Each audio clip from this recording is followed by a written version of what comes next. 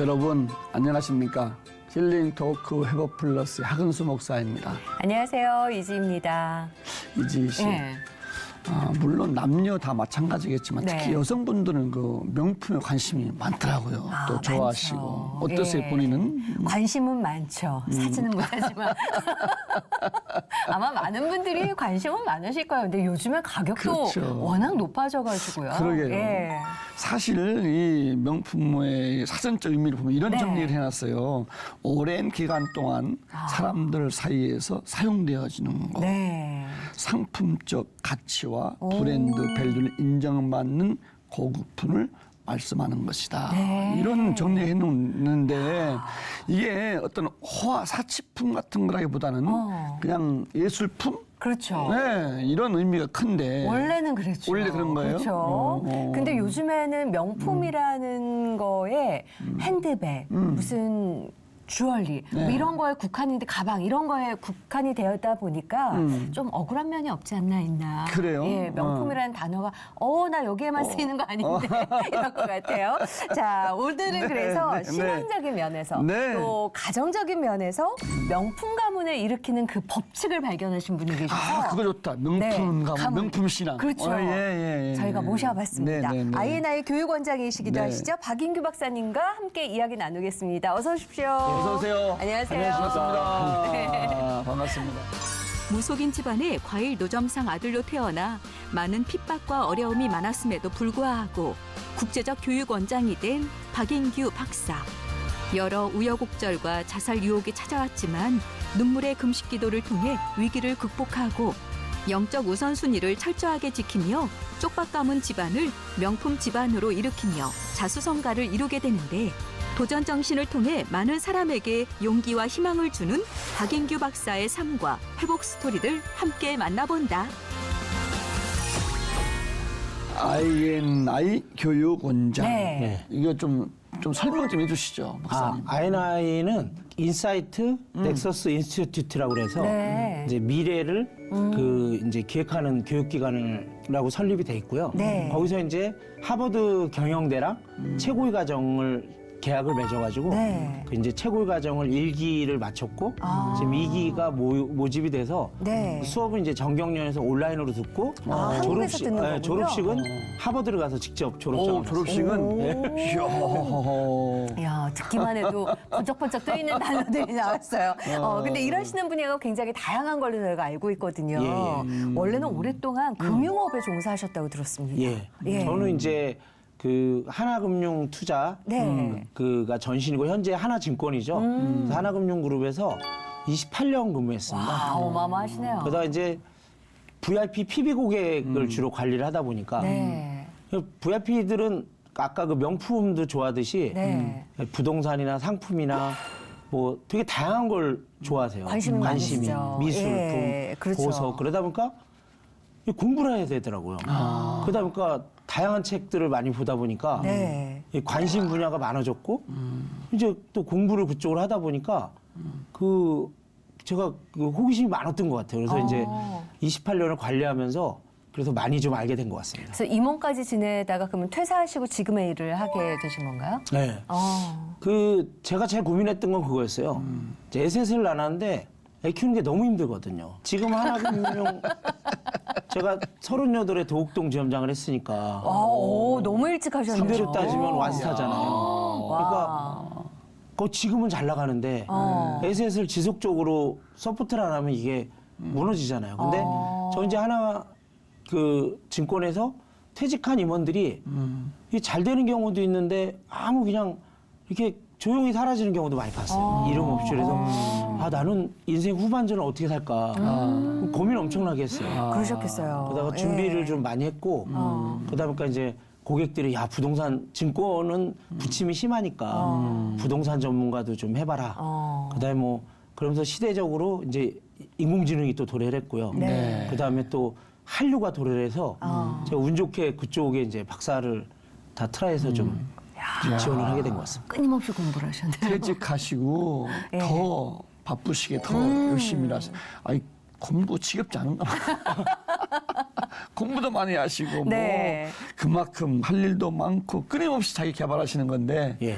조금 좀 상황을 좀 설명 좀 해주시죠. 좀 어떠신지 좀. 네. 지금은 이제 제가 하나증권 임원을 하면서 마지막에 네. 이제 건국대 부동산 최고위에서 네. 이제 기술부동산이라고 그 최고위 과정을 만들어 달라 해서 했는데 네. 그게 좀 히트를 쳤어요. 기술 부동산 또 뭐예요? 그게 이제 부동산의 기술이 어우러졌을 때 가치가 올라가는 거죠. 예를 들면 같은 건물에 스타벅스가 1층에 들어오면 네. 사람들이 유입되고 그 임대 수입이 올라가잖아요. 네. 이제 그런 거를 저는 이제 기업을 발굴해서 투자하는 거를 그 증권에서 전문을 하다 보니까 네. 이제 뭐 M&A나 PF나 비상장 기업을 한 그룹 전체를 이제 연결하면서 한 1000개 기업을 발굴했거든요. 그러다 보니까 이제 그런 것들이 거기서 좋은 기술들, 뭐 노복 카페 이런 거, 네. 이런 것들을 모은 과정을 했는데 그게 히트를 쳤죠. 그러면서 또 코로나가 왔습니다. 그러니까 이제 건국대는 코로나 시간은 폐쇄했는데 연대 쪽에서 너브콜이 와서 연대에서 부동산 테크 최고위 과정을 만들었는데 진짜 굉장히 반응이 좋았어요. 다 완판에 매진이 네. 되고 그다음에 이제 저는 인공지능 전문가는 아니었는데 미래에 코로나를 끝나고 어떤 세상이 올까 하다가 4년 전이죠. 인공지능 시대가 펼쳐질 것 같은 거예요. 네. 그래서 공부를 어마어마하게 했어요. 그래가지고 인공지능과 메타버스 최고위 과정을 했는데 진짜 그 87명이 왔습니다. 일기에. 와우. 그래갖고 거의 막 연대도 깜짝 놀랐죠. 그러다가 이제 이거 한류 시대가 열린 거예요. 그 와중에도 한류는 관광객들이 끊임없이 되면서 온라인 공연이 되는 거예요. 그래서 네. 이거 한류 시대가 열린 것 같다. 이거를 뭔가 나도 준비해야 되겠다. 그래서 이제 다양한 공부를 하게 되고 과정을 만들었죠. 제가 교육원장을 맡게 됐죠. 예. 그러다가 이제 I&I 하버드 경영대 최고위 과정에서 이제 제안이 들어온 거죠. 이게 최고위 과정은 모집하는 거가 힘들고 네. 졸업했을 때 동문 관리를 잘해야 되거든요. 저는 이제 그걸 하도 많이 하다 보니까 네. 노하우가 생긴 거예요. 그래서 이제 지금 교육원장을 맡고 있습니다. 예. 어렸을 때부터 공부를 좋아하셨어요? 아니면 하시다 보니까 이게 필요하니까 공부를 하시게 아니요, 된 저는요. 거예요? 예. 공부를 제가 먼저 좋아했으면 그냥 서울대를 갔죠. 공부를 좋아하지는 않았어요. 왜냐면 예. 저희 아버지가 뭐 과일가게 노점상을 하셨고 항상 주말에는 아버지 도와드리고 이런 네. 거예요. 그러니까 장사의 기본 논리를 많이 알았어요. 그래서 장사에서는 온 손님을 놓치지 않거든요. 그래서 이제 그런 게 몸에 배 있다 보니까 대한투자신탁에 들어갔는데 손님이 알아서 오는 거예요. 이거는 너무 쉬운 거예요, 저한테. 그리고 과일은 하루 종일 디스플레이해도 저녁 시장 때 5시에서 8시 사이에 집중적으로 팔리고 안 팔리거든요. 아, 그래요? 근데 그렇고 저는 그게 있기 때문에 수박이 안 팔리면 토마토나 낑깡이라도 아버님 파셨거든요. 그래서 우리 사람을 먹여 살리는 걸 보면서 적극적으로 붙으니까 38에 도곡동 지점장이 된 또 거예요. 지혜를 얻으셨군요. 예. 어쨌든 지금은 조금 뭐 나이가 조금 이렇게 들어가시면서 귀찮고 공부하기 싫고 뭐 이렇지 않고 계속 그냥 개발하시고 그냥 연구하시네. 그게 저희 이제 가문하고 연결이 돼 있는데 제가 이제 도곡동 지점장이 되다 보니까 고개 가고 이제 저녁 식사하고 차 먹고 이제 자꾸 만나니까 VIP들을 그러면 저녁 12시에 들어가니까 가정이 소홀해지더라고요. 가정이 옛날에는 많이 가서 놀아줬는데 네. 가정이 소홀해지고 그 당시는 이제 신앙도 많이 약해졌어요. 그래서 제가 20년 전에 이제 그 집사람이 갑자기 밥 잘 먹고 있는데 이혼하자 그러더라고요. 그래서 너무 충격을 받아가지고 이게 뭐가 어디서 잘못된지 모르겠더라고요. 그래서 이제 그때 하나님께 무릎 꿇고 막 금식 기도를 너무 하고 싶은 거야. 그래가지고 오살리 가서 금식 기도하고 그 하나님께서 그 음성으로 들려주신 건 네가 다 잘못했다 사과해라 이런 거였어요. 좀 충격이셨겠는데요. 무릎 예. 꿇고 사죄라고 한 번 기회를 달라. 그래가지고 이제 집사람한테 그때부터 새벽 기도를 하면서 예. 가정 예배를 부활했어요. 근데 우리 신앙으로 애들이 회복을 그러다 보니까 하셨군요. 공부를 안 해. 그러다 보니까 이걸 어떻게 공부를 하지? 제가 너무 피곤하니까 집에 가면 테레비만 보고 이렇게 왼쪽으로 턱을 개고 누다 이제 애국가나면 자는데 애들도 그런 거예요. 그러니까 비전이 없잖아요. 예. 그러다 보니까 이걸 어떻게 살리지 보니까 전혜성 박사가 쓴 책에 보면 부모가 13시간 공부하면 애들이 3시간 공부한다는 거예요. 야, 이거 내가 망가뜨린 가정을 살릴 수 있는 방법은 책을 봐야 되겠다. 그때부터 테레비를 그때부터 닫아버리고 네. 그 책을 보기 시작했어요. 근데 기독서적부터 봤죠. 그러셨구나. 그러면서 예. 한 4천 권 읽은 것 같아요. 아이고. 그러다 보니까 그 공부를 하고 싶어서 그러니까 이제 호기심이 생기니까 자연스럽게. 자연스럽게 이거를 한 100권 정도를 전문 분야를 읽으면 네. 교수님도 나보다 잘 모르시더라고요. 그리고 이제 그 최고의 과정을 제가 또 한 20개 나왔어요. 서울대 4개, 뭐 고대 4개, 연대 4개. 어마어마하시네요. 예. 다동문이야, 전국민이 지나가면. 그래서 예. 그러다 보니까는 트렌드를 하나님께서 주시더라고요. 그래서 그때부터 제가 양명절을 하나님께 이제 하나님 우리 그 쪽박 가면 됐는데 명품 가면 되겠죠 기도하면서 책을 보니까 애들이 그 텔레비 보는 습관이 5년 만에 이제 집에 오면 다 책을 보고 있더라고요. 이야. 한 번 잘못된 습관이 5년 걸리더라고요. 그렇군요. 다시 그럼- 잡아놓는. 네, 그러면서 제가 야 평생 내가 공부하는 아버지의 모습을 보여야 되겠다. 네. 그래갖고 반은 졸면서 다녔어요. 그 삶에 어려움이 없으면 이렇게 또 다른 돌파구를 못 찾으셨을 것 같아요. 그렇죠? 그렇죠. 예. 우선순위 법칙도 그래서 발견을 하신 건가요? 그 얘기 좀 해주시죠. 야, 그거는 예. 2000년 1월 3일인가 그 지금 작고하신 조영기 목사님께서 네. 설교 제목이었어요. 근데 우연치 않게 듣다가 네. 삶에 우선순위가 있다는 거예요. 그래서 저게 뭔 소리야? 열심히 건강하게 살면 되는 거 아니야? 근데 그 첫 번째가 먼저 그 나라 그를 구하라는 거예요. 네. 아멘. 근데 저도 알았지만 그걸 뭐 순서를 정해. 근데 그거를 지배 원리에서 영적인 세계가 안정이 되고 그다음에 그 나라라는 부분이 네가 속한 대한민국에서 너는 무엇을 할 것이냐. 하나님께서 이제 그거를 저한테 확대시켜 주더라고요. 그래서 네. 그 두 번째가 이제 가정이었어요. 그다음에 세 번째가 직장인 줄 알았는데 건강이더라고요. 직장이 내가 되게 소중하게 한 네. 그게 네 번째더라고요. 그다음에 다섯 번째가 기타 여가 휴식이었어요. 네. 전 쉰 적이 없거든요. 그러니까 이게 무딘 도끼로 계속 나무를 찍으니까 쉬면서 여롭게 그렇죠. 도끼날을 갈아서 재정비도 해야 찍는 되는데. 예. 그 사람들하고 경쟁이 안 되는 거예요. 이 사람은 한 꾸러미 할 때 그 쉬어서 날을 가른 사람 두 꾸러미라는데 네. 이게 많은 바쁜 리더들이 착각하는 거거든요. 그래서 야 이거 양명절 하나님께 드리면서 그때부터 이제 하나님께서 인사이트를 주시는데 우선순위가 있더라고요. 그래서 네.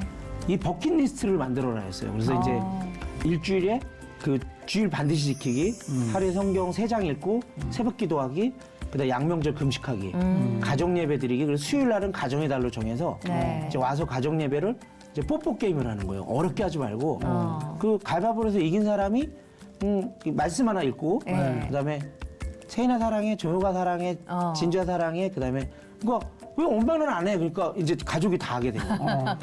집사람하고 여보 사랑해를 6개월 하니까 정말 사랑하게 되더라고요. 그래서 그때 이혼했으면 큰일 날 뻔했어요. 그래서 저는 이야. 지금 코로나 때문에 터치가 많이 없어졌잖아요. 네. 그 가족을 회복하는 방법이 뽀뽀 게임이에요. 어. 정말 쉬운데 뽀뽀 게임. 그냥 그런데 이제 하다 보니까 애들이 편안하게 자기 얘기도 하고 장기 자랑도 하고 그러면서 이 가정이 회복되니까 이 든든하니까 직장에서 막 그렇죠. 힘이 나는 거야. 그렇죠. 야 내가 이 가정을 위해서 건강도 유지해야 되겠다. 그러니까 윗몸 일으키기 하루에 뭐 100개 하기, 그다음에 직장에 뭐 대학원 석사 박사 따기 이런 걸 정하고 휴식 그 책 읽기 이렇게 해서 구체적으로 적었어요. 네. 그다음에 이걸 벗기는 새벽 기도를 하는데 정말 이게 딱딱 이루어지는 거예요. 그래서 이게 계속 커졌어요. 그러다가 이제 남북 통일하기까지 어이고, 이야. 큰 주제로 해가지고 네. 참. 이게 그리고 바쁠 때는 지배 원리에서 영적 세계를 먼저 하니까 하나님께서 애들을 다 알아서 키워주시더라고요. 어. 와 이게 되게 놀라웠어요. 네. 참, 그 같은 설교 들어도, 그죠? 그쵸. 이렇게 딱 그냥 꽂히는 분이 받아들이고 계신가? 적용을 해서. 예. 우선순위, 뭐 영적인 문제. 예. 그렇지. 영혼이 풀리면 범사가 풀리는 거니까. 네. 아주 삶의 질서를 정확히 잡으셨네, 아주. 이게 하나님의 은혜죠. 그렇군요. 또 이건 네. 뭐예요? 또 자료에 실천해야 될 3C가 또 뭐예요? 3C 는 뭐냐면 네. 이제 삶의 멘토를 잡아야 돼요. 그러면 아, 애들을 어떻게 키우지? 너무 어려운 거야. 네. 왜냐면 우리가 학교나 교회에서도 안 가르쳐줬거든요. 너무 어려운 거예요. 왜냐면 애셋을 낳고 대배를 드리려는 설교가 안 들어오는 게 애들 시끄럽다고 애들 드리는 데서 드리잖아요. 이거를 셋을 키우면서 한 7, 8년 하니까 네. 말씀을 못 들으니까 영적으로 무너지더라고요. 이걸 어떻게 해결하지? 그래서 그 제가 롤모델로 잡았던 게 이제 영적인 스승은 조영기 목사님이었고요. 네. 사적인 영적색을 제가 100번 읽었어요. 그래서 구체적인 꿈을 꾸고 그다음에 그걸 바라보고 네. 그게 이루어질 때까지 기도하고 입술의 고백을 통해 선포하고 그래서 나는 최연소 지점장이 될 거야. 막 보도블록 보고 있는데 진짜 되더라고요. 그리고 이제 그 지금 질문하신 게 네. 그 삼씨. 삼씨 네. 삼씨가 누구냐면 강효 박사를 우연히 알게 된 거예요. 네. 제가 그 책을 50번 읽었는데 엄청 울었어요. 왜냐면 나는 애들 키우고 맨날 와서 테레 보고 그냥 딱 BEP야 봉급이 애들 먹이고 그러면 아, 미래는 뭐가 미래야 그냥 현재를 열심히 살면 되지 이렇게 살았거든요. 근데 강효 박사 책을 보니까 장님 되시고서 그 맹인이 공부해서 연세대를 들어가고 미국에 가서 박사를 따고 그 다음에 미국 백악관 차관보를 대고 그리고 아들내미가 하버드 의대로 수석으로 입학할 때 세상에서 가장 존경하는 분이 아버지라는 거야. 우리 아버지는 불을 끄고 책을 읽어준다는 건데 우리 애들이 날 봤을 때 날 뭐라고 볼까? 할아버지 아빠는 테레비를 보고 내용은 맨날 불륜 얘기야. 이거 은혜가 안 되자. 야 이거 안 되겠다. 네. 그래갖고 공부하는 아빠의 그걸 모습을 보여줘서 네. 처음에는 책이 안 들어와서요. 그냥 신간을 사다 보니까 혜인이가 이렇게 하는 걸까 책을 거꾸로 읽고 있더라고. 네. 그냥 근데 이제 저도 5년 되니까 이게 막 하나님께서 지혜를 주셨고 인사이트가 막 들어오더라고. 예. 그래갖고 승승장구했죠. 그 삼씨가 그때 삼씨가 뭐예요? 그러면 뭐냐면 네. 강효 박사가 했던 게 그 실력이에요. 일단 실력 있는 크리스찬이 돼야 된다. 네. 그래갖고 내가 그 회사에서 공부하는 카스트 대학원도 1600대 1이었는데 그걸 바라보고 기도했는데 네. 그거 딱 된 거예요. 오. 그래서 그렇게 하고 두 번째가 그 캐릭터 인격. 인격. 인격이 너무 중요하다. 왜냐면 그다음에 세 번째가 커미트먼트 헌신인데 코로나가 사람들의 접촉을 차단하면서 네. 이 마귀가 그 특히 교회와 가정과 학교에서 할 인격 교육이 많이 차단된 거예요. 그다음에 자꾸 사람들 만나서 헌신하고 봉사하고 나누는 기쁨을 느끼는 걸 뺏어가 버린 거죠. 그러니까 요즘 사람들은 그게 없어. 땀 흘리면서 무슨 땀 흘리면서 봉사해. 온라인으로 이렇게 봉사하는 거지. 그러니까 이게 좀 다르더라고요. 네. 그래서 강호 박사는 자꾸 명품감이라는 얘기를 하는 거예요. 네. 그래서 그게 이제 제가 그걸 제 꿈이 된 거죠. 야 장님도 한 거를 나도 해봐야 되겠다. 네. 쪽박 가분해서 우리 애들은 공부를 하지 않더라고. 맨날 테레만 보고. 기적이 일어난 거죠. 네. 이야. 자, 이거를 다 실천을 하셔서 오늘의 네. 박사님과 명품 가문이 만들어진 거잖아요. 지금의 그 과정이 만들어지기까지의 예전에 그 무언가가 있잖아요. 원래 흙수저시셨다고 그렇죠. 예, 얘기를 들었어요. 왜냐면 저희 아버님이 구남매고 어머님이 11남매인데 충남 서천 가곡님은 시골 중에 시골이거든요. 그러니까 무학자시니까 아버님이 아무것도 배운 게 없어서 보니까 길거리에서 과일을 이렇게 풀어놓고 팔 때 잘 되셨다는 거예요. 그러니까 노점상으로 시작을 하니까. 아, 그렇게. 국민학교 때 거기 이제 시장에서 노점상을 하셨으니까 제가 친구들하고 방과후 지나갈 때 아버지가 계시면 저 그때 어린 나이에 창피했어요. 그래서 이렇게 돌아갔던 기억이 많아요. 그러니까 근데 이제 제가 대학교 1학년 때 아르바이트를 못 구해가지고 아버님께서 야 수박 장사를 해봐 300통을 풀어주셔갖고 수박 장사를 하는데 세상에 이렇게 힘든 건 나 처음 봤어. 왜냐면 수박이 깔아놓으면 막 나가서 막 돈이 벌리고 막 네. 아, 맛있습니다 이럴 줄 알았는데 사람이 안 오는 거예요. 아, 저녁 시간까지. 네. 그 저녁 때고 3시간 때 잠깐 팔리고 저녁 때 8시는 안 와. 한두 통 팔려고. 그걸 위해서 하루 종일 기다리는 거잖아요. 야, 이건 굉장히 힘들다. 그리고 지나가는 젊은 사람한테 수박 사세요. 그래서 안 사면 아버지는 항상 토마토나 방울토마토 사는 너무 창피했던 거예요. 근데 그게 우리 사남매를 먹여 살린 거잖아요. 네. 그러다 보니까 완전 흙수저였죠. 그게 근데 거기서 배웠던 게 아버지의 성실함이에요. 과일 가게는 그러셨겠다. 문을 닫으면 안 돼. 40년 동안 성실하게 하는 걸 보고 이제 아버지의 성실함을 배운 거죠. 네. 아이고 참 간증거리가 많으시겠어요. 아버지 얘기도 그쵸? 그렇고. 예.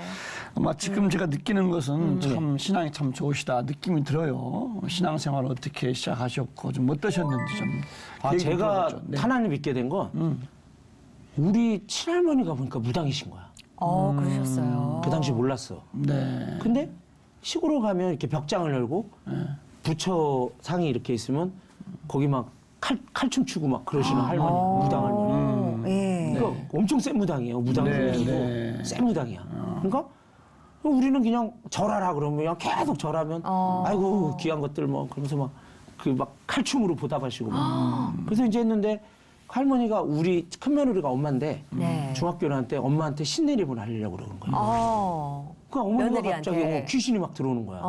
그러니까 자다 일어나서 막 소리 지르고 막 울고 막 살려주세요. 그러고 막 귀신이 쫓아오니까 와 귀신이야 뭐야. 그러니까 무섭잖아요. 막 새벽에 다 깨갖고 엄마 왜 그래 그러면 울다가 그 이제 막 깨고 그러니까 무서웠어요. 근데 그때 여의도 순복음교회 다니는 이제 이전사 전도사 우리 이모인데 전도사였어요. 네. 아주 그냥 그때 순복음교회가 불같이 일어날 때인데 막 예수 이름으로 귀신아 물러가라 막 그런 기도를 하더라고. 그러면 3달을 했는데 진짜 귀신이 떠나가면서 어머니가 평온해진 거예요. 그러면서 우리가 이제 순복음교회를 신당동에서 다니기 시작했죠.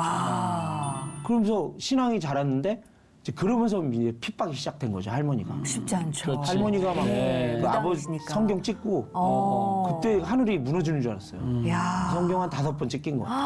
그리고 아버지가 또 핍박하고 왜냐면 11조를 어렵게 장사를 해서 번 돈을 11조를 드리니까 네. 이 아버지도 막 술 먹고 와서 그냥 싸우고 그러니까는 중고등학교가 그냥 종교 전쟁이었죠. 그 어떻게 보면 지금의 모습이 있으시기까지 어머니의 어머니의 기도가 기도. 엄청 나셨겠다 싶은 생각이 드는데 또 아버지의 모습 보면서 아, 난 진짜 크면 성공해야지 이런 다짐도 하셨을 것 같아요. 어떠셨어요? 장사가 힘들다는 걸 대학교 다닐 때 느끼고 그러면서 아버님이 유언을 했어요. 아버지랑 저랑은 대화를 많이 하지 않아요. 왜냐면 아버님은 새벽 2시에 돌아와서 또 5시에 나가시는 거 좋은 물건을 뜨기 위해서. 예. 40년 하셨으니까. 그러니까 대화를 못 하는데 아버님이 제가 군대 갔다 왔는데 그 한 말씀 하시더라고요. 인규야 그래서 네? 그랬더니 인규야 너는 장사를 하지 마. 그래서 그때 아버님께서 말씀하신 게 너는 펜대를 맞으라는 거야. 근데 내가 펜대를 잡은 적이 없잖아. 네. 저도 공부를 안 했거든요. 그래서 그러면서 그때 제대하고서 저 삭발하고 공부했어요. 그래가지고 대한투자신탁을 그 공채로 해서 들어갔는데 네. 이 금융업에서 진짜 열심히 하니까 그냥 38의 도곡동지점장은요 하나금융사에 없어요. 그렇죠. 대한민국 사회에 없어요. 예. 그런 축복을 하나님께서 주시더라고요. 그렇게 승승장구 또 하셨는데 또 아까 뭐 잠깐 자살 위기를 또 네. 한 번 더 겪었다고 이게 했어요. 재고 산업을 안 하면서 금융은 너무 깔끔했어요. 야 이거다. 재고가 그래가지고 없으니까. 재고가 예. 없으니까. 이건 재고가 없어. 깔끔해. 네. 근데 리스크라는 게 있는 거야. 너무 크죠. 그걸 몰랐어요. 그러니까 상품을 이거 뭐예요? 그러면 선배들이 야 걱정하지 마 팔아. 네. 그러면 그때 은행이 1억이 VIP면 투자신탁은 대한투자신탁이 전신인데 네. 10억이 VIP거든요. 얼마나 돈 많은 사람들이 많았어요. 네. 그다음에 그 세금 우대 상품을 여기가 금리가 훨씬 높았거든요. 네. 은행보다 막 5%가 높았어요. 그 막 진짜 손님이 구름대가 대게번호 막 40, 50번이야. 와. 점심도 못 먹으러 갈 정도로 재밌었어요. 네. 손님들이 오니까. 근데 이제 주식형이라는 게 처음 도입해서 네. 팔기 시작하는데 너무 잘 팔리는 거야. 그건 선배님 이걸 어떻게 팔아요? 그러니까 좋은 거라 그래. 그리고 팔면 돼. 그러니까 네. 막 전국 1등을 했죠. 근데 이게 노태우 전두환 비자금 사건이 터져지면서 주식이 네. 빠지는데 난 주식이 빠지지도 몰랐어요. 연동성을 몰랐으니까. 근데 이게 빠지니까 원금이 깨지더라고요. 네.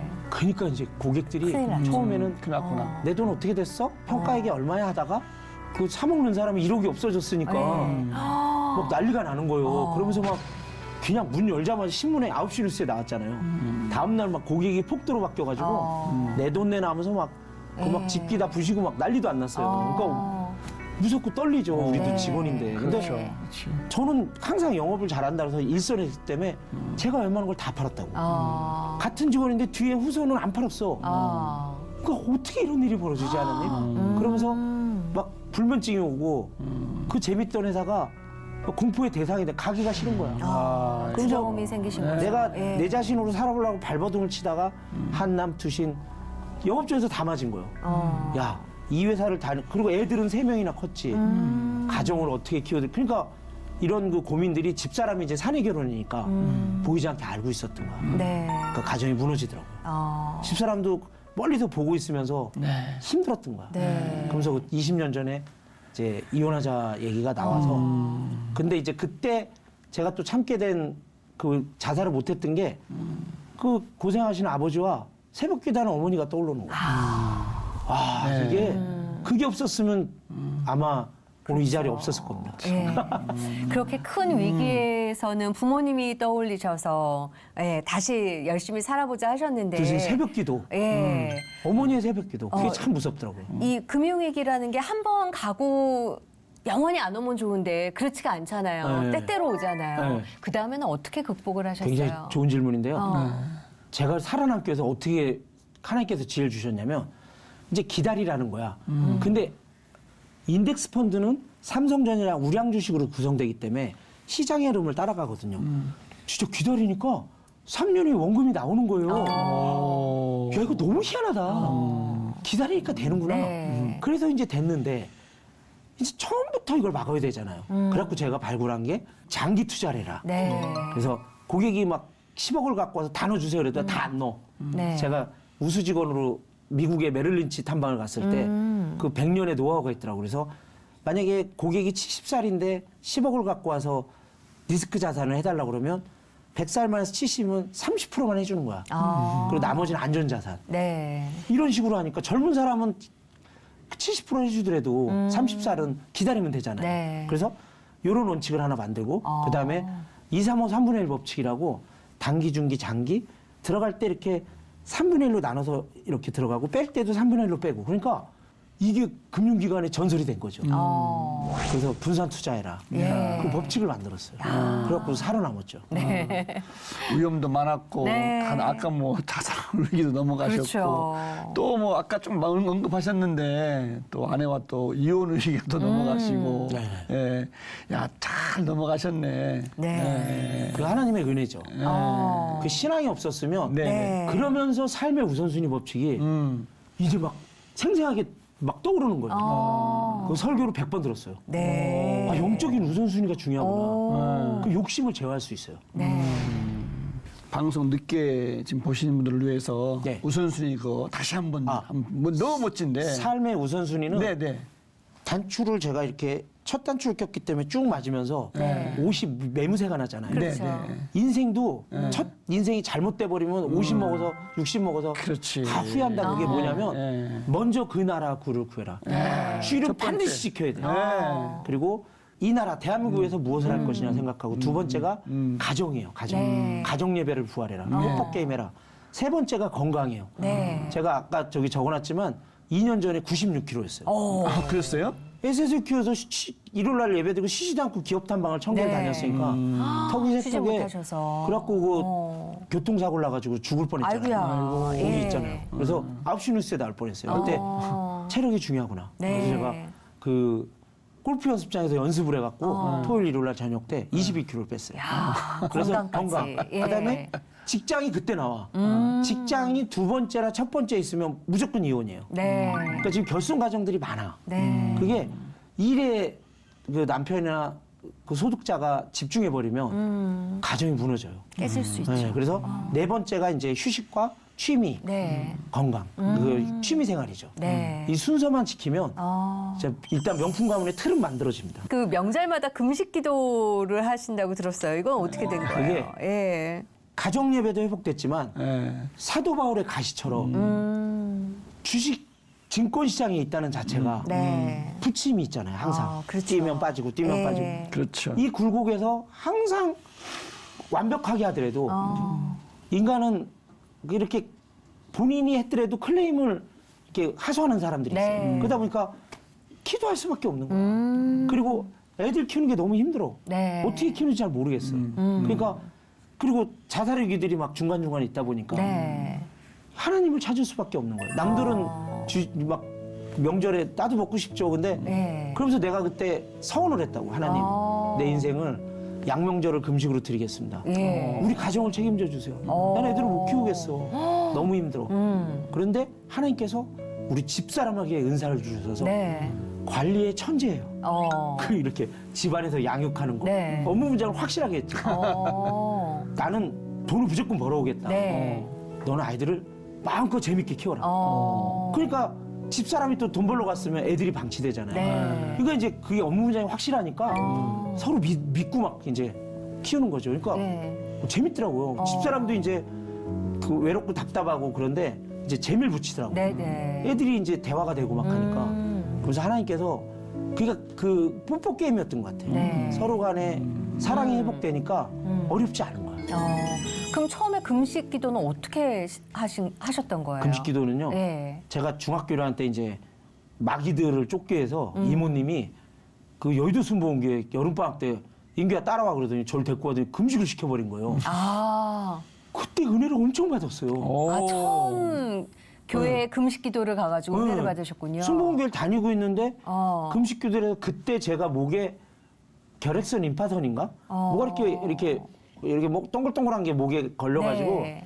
그냥 삐짝 말라가지고 이렇게 있었는데 이게 또 그렇게 쉽게 안 고쳐지더라고. 네. 근데 그때 금식 기도라고 싹 났었어. 어머. 그러니까 나는 이제 그걸 체험하다 보니까 금식 기도가 너무 은혜스럽다는 걸 네. 알아가지고 재수할 때도 갔죠. 어. 하나님께서 내가 이렇게 에너지가 많잖아. 그러니까 이렇게 탁이 육이 강할 땐 네. 영적인 호흡을 하기 위해서 그 금식 기도를 시키더라고요. 그리고 그 입사도 대한투자신 딱 들어가기 전에 취직이 네. 안 돼서 책에 보시면 그 가을에 취직이 됐다고요. 네. 그 10월에 골프전이 터진 거야.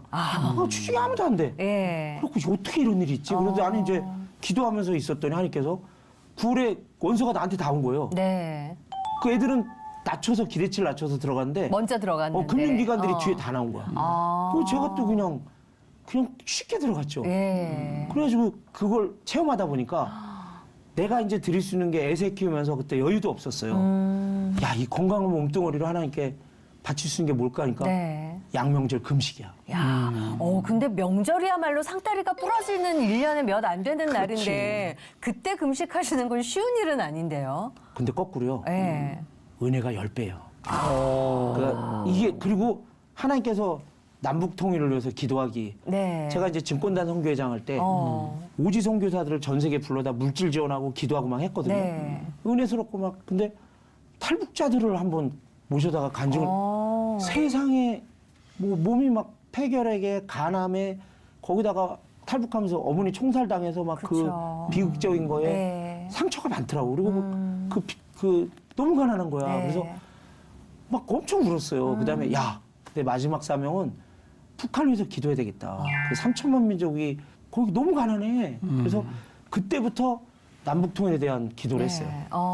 근데 하나님께서 은혜를 주시고 그래서 딱 10년째가 네. 평창 올림픽을 하면서 김정은인가 남한에 데려와서 야 이제 내 사명은 끝났다. 그리고 이제 감사금식 기도를 들어갔는데 네. 버킷리스트에 이게 바뀐 거야. 남북 통일에서 금식하기에 뭐가 있는 거예요. 보니까 네. 통일자금 마련하기. 그리고 이건 아니다. 내가 지금 우리 애들 키우는 것도 힘들어 죽겠는데 하나님 이거 하나. 그래서 숙소로 이제 와서 쉬는데 선명하게 있는 거예요. 다음 날도 있는 거라서 일단 적었지 버킷리스트. 네. 그리고 기도를 했죠. 그러면서 제 인생에 엄청난 일들이 벌어졌어요.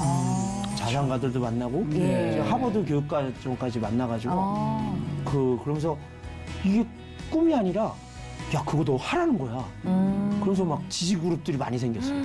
그러면은 명절에 추석이랑 설 때 금식 기도하시는 그렇죠. 거잖아요. 네. 기도원에 가서 혼자 기도하시는 거예요? 아니면 온 가족이 그냥 집에서 이제 다 우리 금식인가요? 가족들이 한국에 있을 땐 다 갔고요. 지금은 이제 하나님께서 본토 친척 아베 집을 떠나 우리 애들이 한국에서 다 꼴찌야. 왜냐면 그 종혁이는 게임만 하고 네. 혜인은 미술만 그리고 진주는 피아노만 안 치고 하나만. 그러니까 약간 예술적인 감각이 있다 보니까 학년이 올라갈수록 주입식으로 하니까 애들이 못 버티는 거야. 네. 통지표가 3명이 똑같아요. 애들이 드세고 산만하고 나댄다. 이름만 바뀌고. 그래갖고 집사람이 이제 여보 우리 애들을 글로벌로 키우면 어때? 근데 미국으로 가려고 그러니까 갈 수 있는 길이 없는 거야. 네. 막 닭공장도 알아봤어요. 내장 뜯는 거. 근데 그것도 안 되더라고. 근데 예. 그때 제가 지점장인데 고급 인력을 하기 위해서 독립투자임이 잠깐 열렸었거든요. 그때 온라인으로 딱 신청했는데 이게 된 거야. 그래가지고 그 영주권이 그 6학년 때 나온 거예요. 네. 우리 종혁이. 그래서 이제 영주권을 그냥 보내면 애들이 아프면 그 그쵸. 코로나 맞았으면 병원을 못 가니까 네. 너무 위험하잖아요. 그러면 하나님께서 영주권을 갖고 간 거죠. 애들 다 있을 때 그러면 그때는 그럼 기도원으로 간 거예요. 그럼 집에서 한 거예요. 이제 무조건 다 데리고 가죠. 기도원을. 기도원으로 며칠 하는 거예요. 그 3박 4일 애들 놀고 말고 나는 금식하는 거야. 그럼 애들은 뭐 3박 4일을? 네, 금식 잘 안 해. 그러니까 네. 야 때릴 수도 없고 난 힘이 없으니까 혼낼 힘도 없어. 그러면 그냥 금식하는 중에 나 혼자 힘이 하는 거야. 없어? 그러면 그냥 애들은 알아서 그냥 놀다가 근데 그게 예. 발열 법칙으로 지금 애들이 너무 신앙적으로 잘 네. 버티거든요. 방송을 보시는 분들이 야 저거 다 그럴 것 같아. 명절 때 음식 스트레스도 안 받고. 스트레스 안 네. 받고. 그리고 살이 한 5, 6kg 빠지니까 금식하고 3일 하면 꼭 보식을 3끼만 해주면 되거든요. 네. 너무 건강하잖아요. 전 20년째 해가지고 네. 그냥 가면 일상이야. 한 3박 4일 너무 빨리 지나가요. 야, 좋은데요. 명절 좋은 음식. 좋은 예. 포인트고요. 진짜 명품 가문 만드셨네. 네, 그렇죠. 무속이네. 대신에 이제 집안에서. 하나님께 우리 애들을 책임져 주세요. 그러니까 그 기동답으로 되신 애들 삼남매 말씀하신 김에 아까 뭐 딸 얘기도 했지만 네. 이제 어떻게 지금 잘하고 있는 좀 우리 종혁이는 지금 UBC 컴퓨터 사이언스를 나와가지고 그 이제 글로벌 인공지능 회사에 다니고 있어요. 너무 잘 나가요. 그리고 컴퓨터만 좋아하더니 그쪽으로 팠네요. 네, 근데 부모도 좀 알아야 되는 게 어. 이제 집사람이 여보 종혁이 대학 결정하는 거 상담 좀 해줘 그래서 내일 서울을 가는데 아들하고 얘기해 본 적이 없잖아. 네. 근데 이제 가서 뽀뽀 게임은 또 하죠. 밴쿠버 뽀뽀 게임. 근데 종혁아 너 어디 나는 이제 속으로 의대를 기도했거든요. 하버드 의대. 네. 종혁아 너 어디 결정했으니까 그냥 가차없이 아빠 저 게임하려. 그 게임을 하지 말라고 여길 본데 네. 역시 게임이야. 근데 그걸 좋아하는 거야 자기가. 그렇죠. 그래서 야 이거 못 말린다. 예. 근데 하나님께서 지혜를 딱 주신 거야. 밴쿠버엔 게임학과가 없어요. 밴쿠버. 너 컴사를 들어가서 게임을 해라.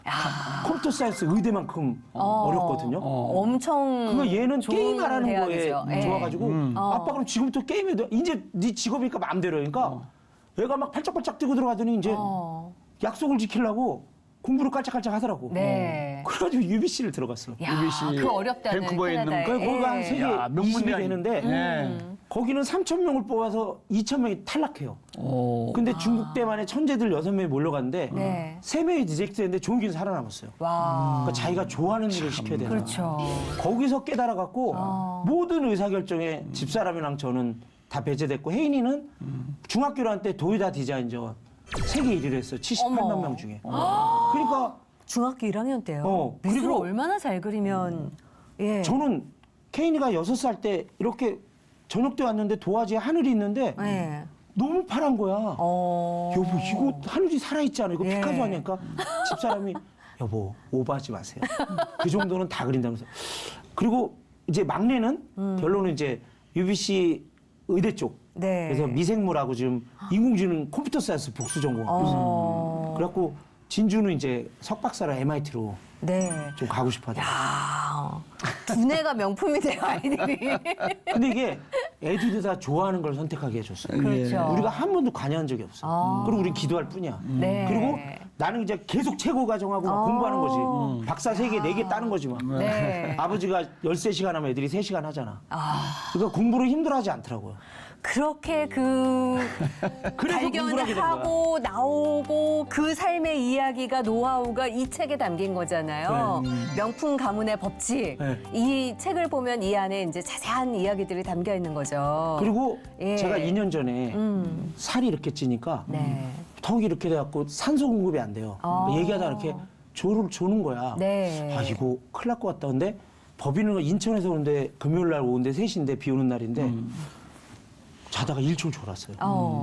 오른바퀴가 탁 나가고 아이고. 우면산 아이고. 터널에서 왼쪽 바퀴가 다 나가면서 100m 달린 거야. 어머. 그때 순간에 아 이거 숨 못 쉬면 나 죽은 건데 하나님 근데 꽝 찌면서 팍 했는데 여기가 시퍼런 피멍이 들면서 살아남았어요. 하나님 감사. 그다음에 다리야. 그 다리가 없어질 수가 있거든요. 그래서 교통사고로 소아에 된 사람이 많잖아요. 다리 절단된 사람. 그래서 만져봤는데 있더라고요. 그래서 그때 이제 하나님께 또 서운했죠. 하나님 내 나머지 인생은 다 봉사로 최고의 가정은 봉사로 살겠습니다. 그래서 네. 연대 부동산 테크 인공지능 그 아트 과정과 그다음에 하버드도 봉사로 접근하니까 이 과정이 살아나는 거예요. 네. 거기서 내가 막 주당 뭐 얼마 이렇게 하면 과정이 무너졌을 거예요. 근데 나는 하나님께 주신 내 달란트는 사람들을 모으고 연결해주고 최고의 가정을 만들고 모으고 네. 그러다 보니까 이게 불같이 일어나더라고요. 열정이 어마어마하네요. 너무 재밌고 신나는데 네. 이제 마무리해야 돼요. 마무리할 시간 됐어요. 네. 못다한 얘기는 또 책을 통해서 보기로 네네네. 하고 앞으로 정말 기대가 됩니다. 네네. 이제 끝나면서 뭐 기도 제목이랄까 바람이랄까 네. 하나 소개 좀 해주시죠. 기도 제목은 그 이제 제가 삶의 우선순위 법칙과 두 번째가 바람의 법칙이잖아요. 그러니까 우리가 명품감이 되는 걸 바라봐야 돼. 많은 사람들이 저도 지금 석사 카이스트 고대기술경영하고 서울대 뭐 카이스트 많이 알잖아요. 동문회장도 했기 때문에 그러면 되게 똑똑해 부모는. 네. 근데 야, 네 애들은 뭐고 꿈이 뭐냐 그러면 명품 가문을 만들겠다는 사람을 얘기하는 사람 못 봤어요. 근데 강영호 박사께서 장림에서 이뤘잖아요. 네. 그러니까 저도 명품 가문의 꿈을 봤는데 그게 이제 현실화되고 있잖아요. 그러다 보니까 많은 부모님들이 명품 가문의 꿈을 꿔야 되고 그다음에 두 번째가 자녀들을 엄청 칭찬해 줘야 돼. 네. 나는 우리 종혁이 다 찌질이라고 그럴 때 응? 이게 막 비대증 걸려갖고 걔도 이랬을 때 야, 넌 한국의 빌 게이츠야. 혜인이한테는 넌 한국의 피카소야. 우리 진주한테는 너는 슈바이처를 능가하는 위대한 사람이 될 거야. 계속 칭찬해야 되거든요. 네. 그러니까 부모들이 이걸 실천해야 돼. 그래서 이제 마지막 바람은 제가 하나님께서 코로나 때 중국이 김치가 자기네 거라는 거야. 네. 근데 아무도 얘기를 안 하는 거예요. 그래서 네. 내가 그때 하나님께서 막 이렇게 막 네가 나서라 막 이러는 것 같아. 그리고 제가 연세대 한류 메타버스 최고의 가정을 만들었어요. 그다음에 사단법인 이걸 어떻게 운동을 이렇게 막 보니까 한류 엑스포라는 검색어를 아무도 안 쓴 거야. 네. 그리고 김치 한류 엑스포, 푸드테크 한류 엑스포 이렇게 네. 디폴트로 그걸 막 순간에 만들어가지고 네. 내 제자들한테 얘기를 했더니 그 제자들이 찬조를 3억을 해줘가지고 그 한국의 집을 김치 엑스포를 했거든요. 네. 그러면서 제가 느낀 게 야, 이거 한류를 우리나라 사람은 모르고 외국 그래서 한류대학, 네. 기독 한류대학을 만들어야 되겠다. 그래갖고 이번에 보스턴을 가봤더니 그 보스턴이 70만 명의 인구 100개 대학이 있더라고요. 네. 그게 미국을 세계 1위로 만들었더라고요. 인재가. 그래서 제가 보는 거 앞으로 한국이 보면 골드만삭스 보고서에 2050년에 GDP 8만 불의 세계 2위의 경제대국이 된다는 거죠. 그래서 그렇게 됐을 때 지금 막 1년에 외국에서 100만 명씩 학생들이 오려면 도시 전체가 한류대학이 돼야 돼요. 그리고 예를 들면 BTS가 강의를 하면 아마 100년치 수업 이하 끝날 거예요. 그죠? 선납으로. 그러니까 우리가 가진 잠재력을 네. 그렇게 해서 이거를 활용해야 되겠다. 그래서 하버드를 내가 보고서 야, 하버드나 MIT나 파리대나 이런 분교를 한국에 유치해야 되겠다. 네. 그래서 한류 대학을 만들고 지방에 지금 대학들이 많이 재정이 어렵잖아요. 네. 막 한류 1대학, 2대학에서 애들 기숙사 만들고 실습하게 하는 거죠. 그래서 세계 교육의 중심지로 만드는 거예요. 한국 전체를. 앞으로도 하실 일이 어마어마하게 남으셨어요. 예, 건강 관리 잘 하셨으면 좋겠고요. 예. 네, 감사합니다. 오늘 네. 나와주셔서 감사합니다. 감사합니다. 아이고 막 그냥 주먹이 막 불끈 막 젖습니다. 안 해봐야지 왜 이렇게 야, 되죠. 하나님은 예. 빵점짜리 인생도 명품 인생 만드시는구나. 아멘. 예. 네. 너무 감동이 됐고요. 앞으로 더 귀하게 정말 나라와 또 사회에 마치 기여하시는 귀한 박사님 되시기를 또 응원하겠습니다. 네, 그리고 말씀하신 것처럼 정말 삶의 우선순위가 얼마나 중요한지를 한 번 더 아주 깨닫게 되는 귀한 시간이 되었던 것 같습니다. 영혼이 잘된 같이 범사에 잘 되고 강건하시기를 네. 오늘도 함께 기도하면서 오늘도 하나님과 함께 평안한 하루 누리십시오. 고맙습니다. 감사합니다.